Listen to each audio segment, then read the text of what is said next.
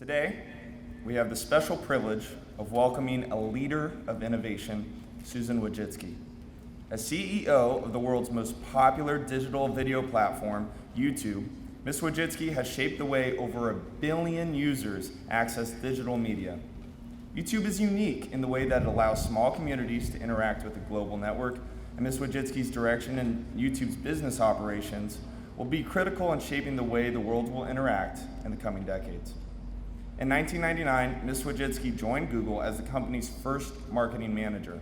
Called the most important person in advertising, Ms. Wojcicki's supervision in pioneering Google Images and Google Books jump-started much of Google's initial success.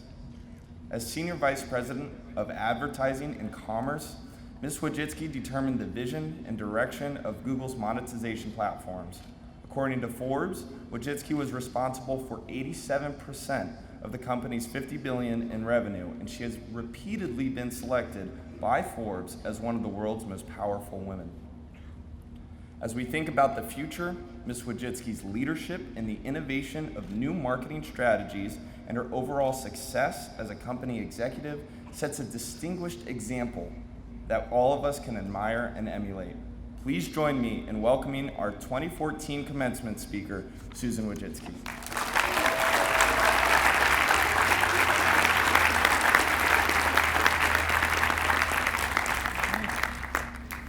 Good morning, Johns Hopkins. It's a beautiful day. There's no rain. I've never checked the weather as much as I have this past week. Thank you, Sean, for that kind introduction. And thank you, President Daniels, for inviting me here to share this special day with all of you. Today is a big day, and I know everyone worked incredibly hard to make it happen, and I'm honored to be here to share it with you. Congratulations to the Board of Trustees, esteemed faculty, all the proud parents, supporting friends and family, but especially, let's give a big congratulations to the Blue Jay class of 2014.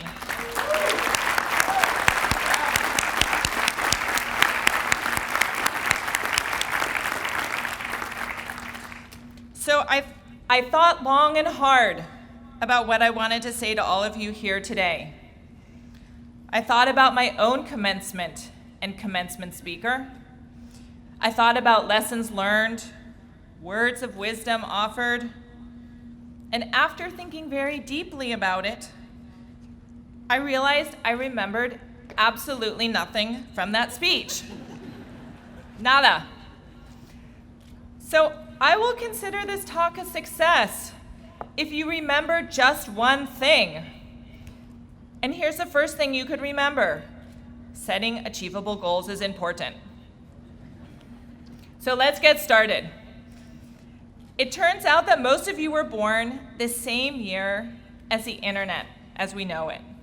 You probably cannot imagine a world without texting, emailing, blogging, friending, tweeting, Googling, and yes, watching YouTube videos. Probably when you were supposed to be studying on D level. I just learned that. Yet, none of those verbs existed when I was in my cap and gown. And now the world has over 2 billion people doing those things every day. Back then, only really bad things went viral, like mono. Things you definitely did not want. Now videos like David After Dentist or Psy, Gangnam Style, or the recent video of cats rescuing kids from vicious dogs go viral. That proves it. The world has changed a lot since I graduated. The acceleration of technological progress is unmatched in our history, and it's not going to slow down. It's only going to speed up. So I want to share a few stories, 3 stories from my life, and how I think they can help you in the new, fast-moving world that you're about to enter. I joined Google during the height of the first .com boom in the late 1990s. Now, I know this seems like ancient time to you guys, but it really was not that long ago. At the time, I was newly married, and my husband and I decided to buy a house, which was a huge decision. We could barely afford the mortgage, so we decided we would rent part of our house and the garage. Thanks to a mutual friend, we rented our garage to 2 graduate students at Stanford who had just started a company and were looking for office space. They seemed nice. Their ideas sounded kind of crazy. Back then, no one had heard of Larry Page and Sergey Brin or the new company with the funny name. Google? What? What does that mean? It doesn't really matter. As long as you guys pay the rent on time, you guys can build your googly thing here.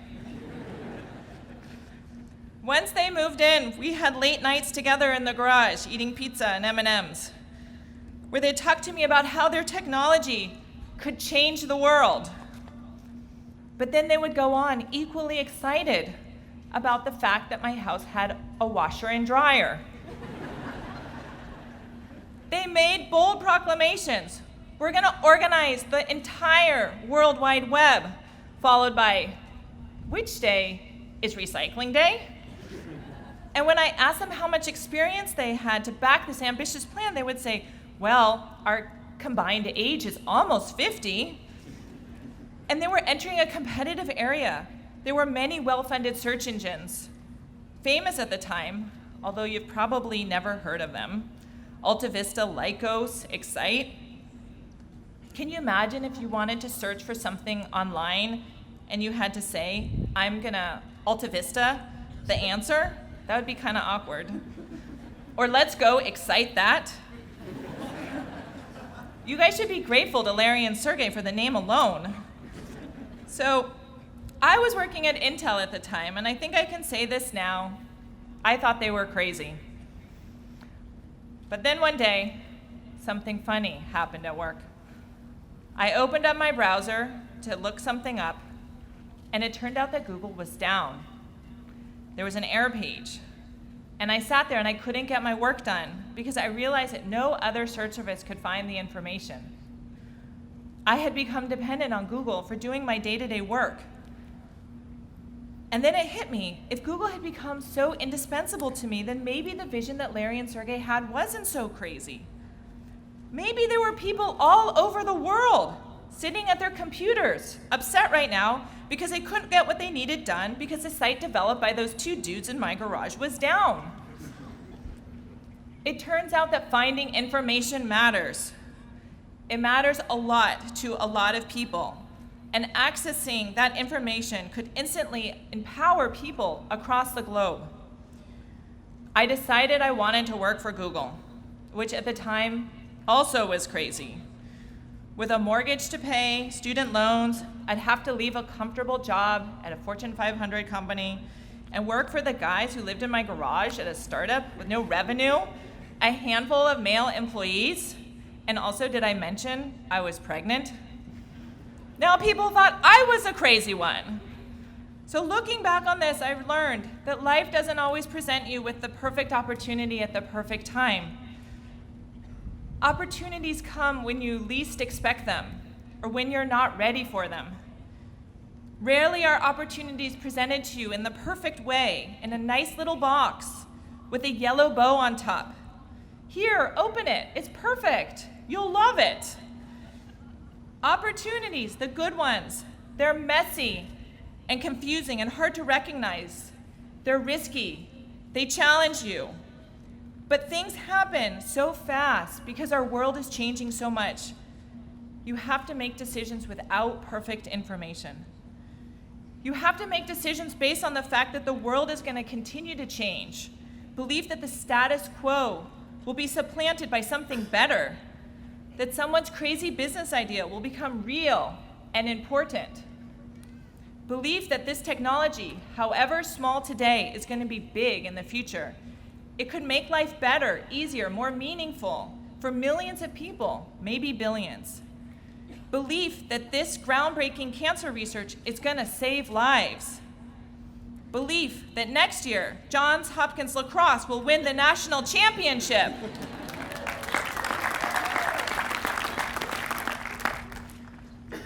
Look, I know that the opportunity I had with Google may seem one of a kind, but think how much our world has changed since you've all grown up. Think of the new companies, technologies, discoveries just in your lifetimes.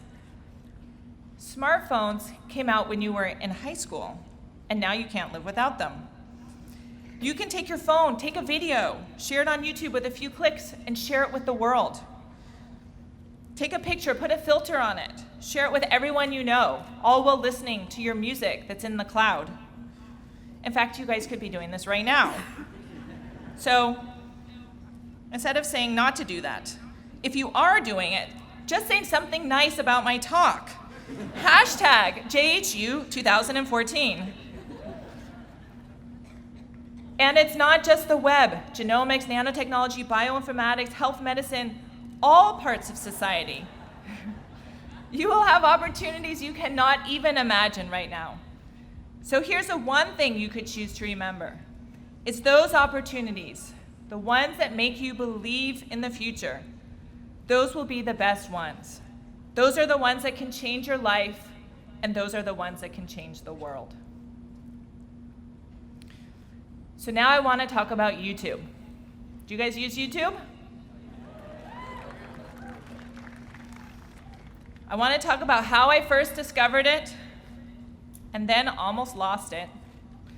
It's a story about recognizing an opportunity, but also about facing failure. I know it's hard to believe, but in 2004, there was no YouTube. And video on the internet was rare. We were trying to figure out the right strategy for Google to be in the online video business.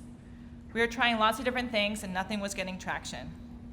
And one day, we decided we would allow users to upload their video to Google. We didn't tell users what would happen to their videos, and we had no ideas what users would send to us. It was an experiment in every sense. But amazingly, people all over the world uploaded lots and lots and lots of video. And it just went into a database at Google that nobody could see. So a Friday night later, we got together and decided we'd watch some of these videos and see what should we do with this new experiment. We opened the first video and waited. It was of a purple, furry puppet dancing and singing in Swedish. You know, just what we're used to watching on TV. It was probably one of the first user-generated videos anyone had ever seen. And honestly, I had no idea what to think. But my kids knew what to think. They cheered. Play it again! We played that video a lot. The videos were unusual. I hadn't seen anything like it before. They were interesting and funny, and more importantly, everyone wanted to see more of them. We started building out a platform called Google Video for users to upload and see their videos. And every day we were getting more and more uploads to Google Video. We had our first hit, and it wasn't from where you thought it would be from. It was two Chinese college students in their dorm room singing and dancing to the Backstreet Boys with their roommate doing their homework in the background. And in spite of this, it became the first video to reach 1 million views, which was a lot back then. That clip gave us an insight about the future of video. We realized online video was a new medium, that it could unleash the creativity of people all over the world and also spark the curiosity of people who wanted to watch them.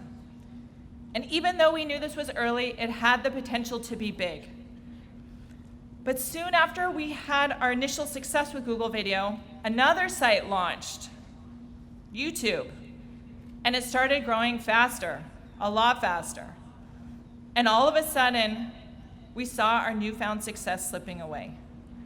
And just after we thought we were winning, we found out that we were losing.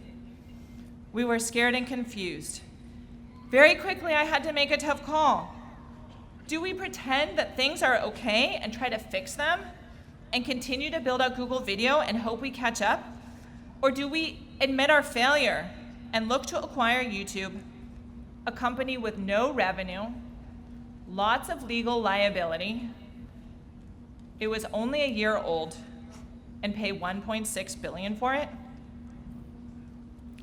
And just as we are making this decision, as if it was not hard enough, an industry veteran, an internet investor, published a well-read article saying, only a moron would buy YouTube. Well, you know how this ended. I guess you can call me a moron. But I had to go to our founders and our board and tell them the product that we'd spent so much time building, Google Video, was losing, and we would have to spend over $1.5 billion to fix the mistake. It was painful, it was public, it was one of the hardest decisions that I've had to make. People on my team quit in revolt. But acting fast, facing up to the problem, making a decision, buying YouTube, and then investing heavily in it was also one of the best decisions that we've ever made.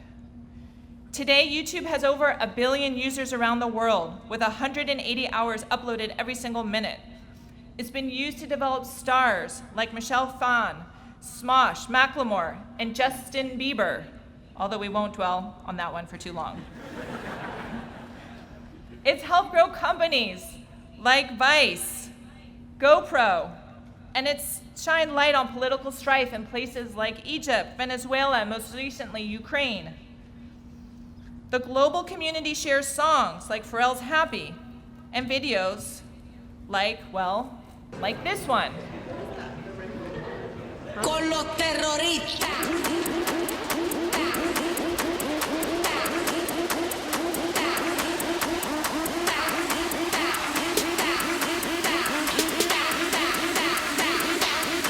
The Harlem Shake.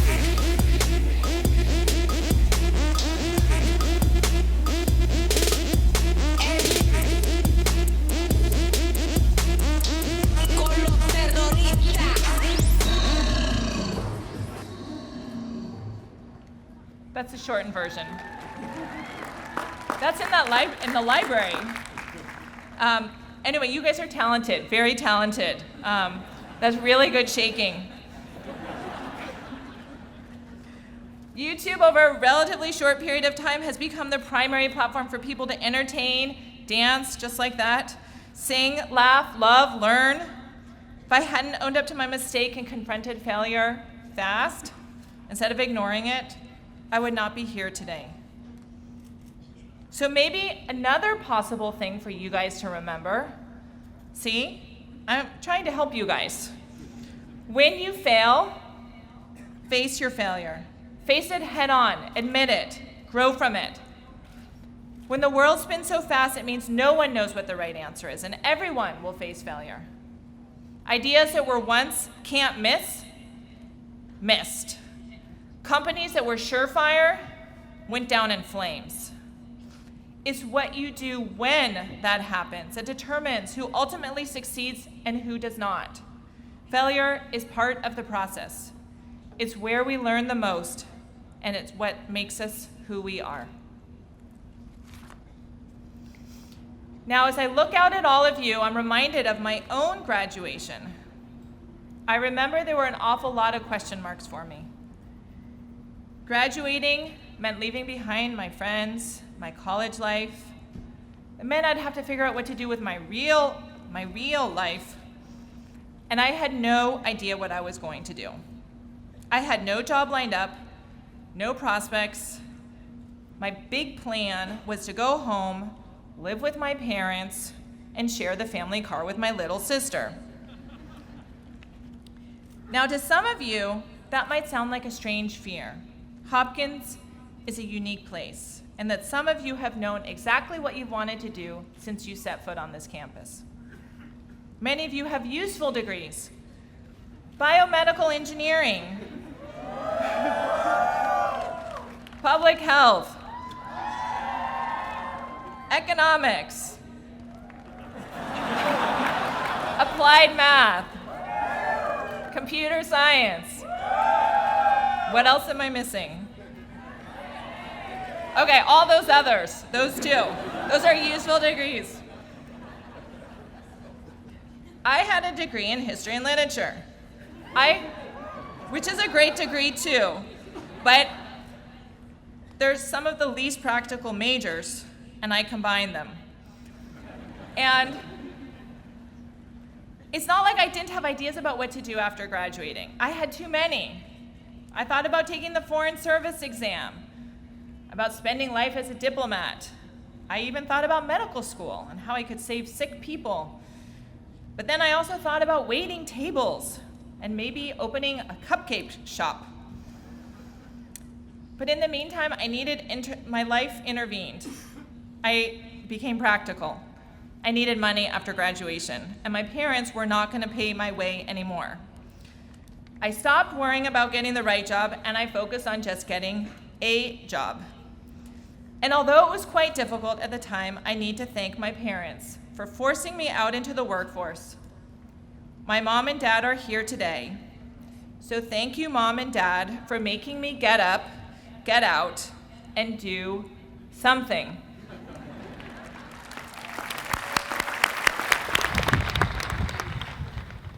With programming under my belt, I found work for a small educational startup in Palo Alto. And I discovered that technology was creative. I could build things for people all over the world. It was the start of a journey that has led me to incredible places. But it was never my plan.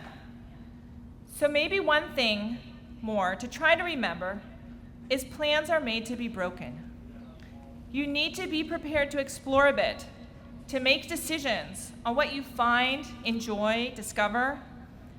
I never would have experienced any of that. I never would have discovered that technology could be creative. I never would have started my career in tech, joined Google, led YouTube, if I'd tried to stick to a specific plan that I had made when I was your age.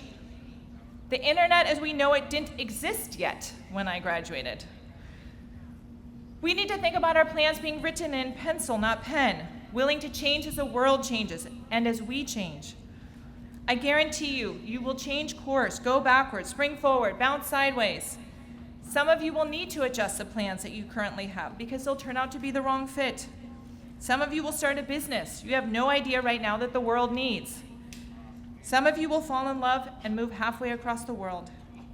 Some of you could open a cupcake shop. Thank you in advance to those people. There's the old John Lennon quote, "Life is what happens when you're busy making other plans." So as you sit there and look around and say, man, I still have a lot to figure out. I don't know exactly where I'm headed. Just know that's okay. And your parents should hear that too. It's okay. If your parents have concerns, they can talk to my parents. They're right over there in the front row. My parents could probably write a book of their own about their 3 crazy daughter and the journeys that we took along the way. A journey that encompassed babysitting, investment banking, trips across Siberia, learning Swahili, studying childhood obesity, and starting a personal genomics company. So far, we've turned out okay. So, I'd like to take this opportunity to thank our parents and those who have supported us to get to this point so far, and thank them in advance for their support as you fumble, fidget, and yes, fail sometimes, and figure out the right path for you. But wherever that path goes, I promise it couldn't happen without the people supporting you, filling this stadium, who encourage and inspire you to get there. So let's give them all a big thanks now.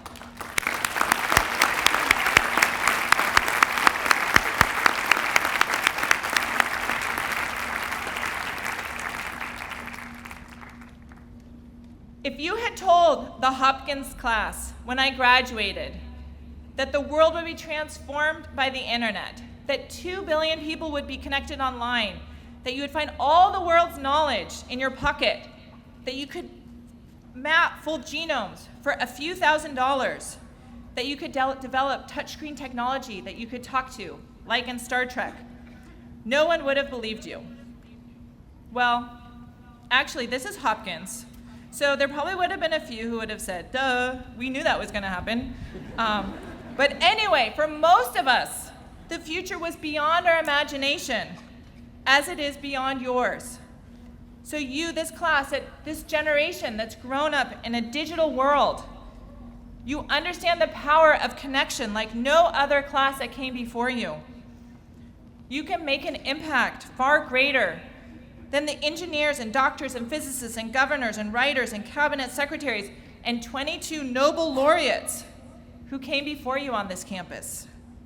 Yes, you, all of you here, wearing those black hats and black robes, you have opportunities that none of them could have imagined. And now you have an education that will allow you to design and create the future for all of us. The world is spinning faster, but it's at your fingertips. You can spin it for yourselves.